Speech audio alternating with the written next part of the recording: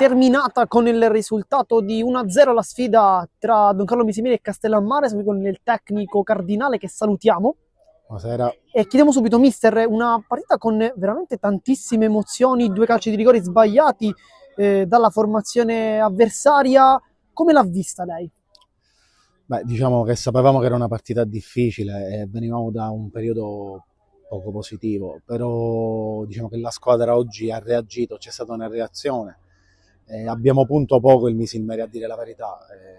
Abbiamo avuto una chiara occasione da gol, però non l'abbiamo concretizzata, e poi la partita diciamo che è stata sempre in bilico, anche se loro hanno avuto 2 calci di rigore dove il nostro portiere è stato bravissimo, però c'è molto rammarico perché pensavamo magari di pareggiarla, sapevamo che era difficile e niente, ci prepariamo per andare avanti nel migliore dei modi.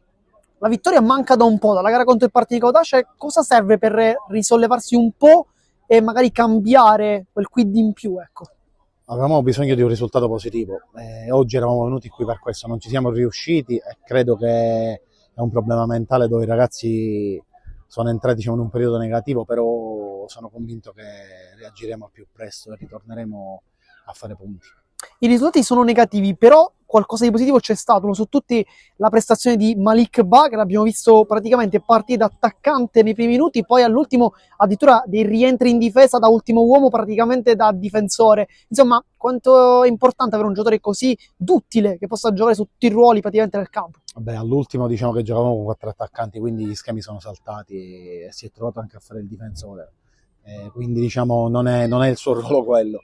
Purtroppo poi le abbiamo provate tutte per magari raddrizzare la partita, ma non ci siamo riusciti. Poi Malik per noi è fondamentale, questo lo sappiamo.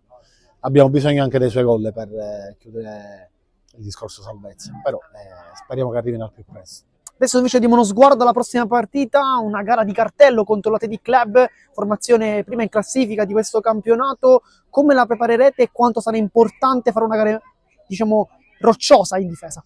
Vabbè, queste partite si preparano da sole. Giochiamo contro la prima in classifica, sappiamo che è un ostacolo durissimo, però la partita si prepara da sola. Quindi cercheremo di farci trovare pronti e di dare tutto per cercare di fare punti.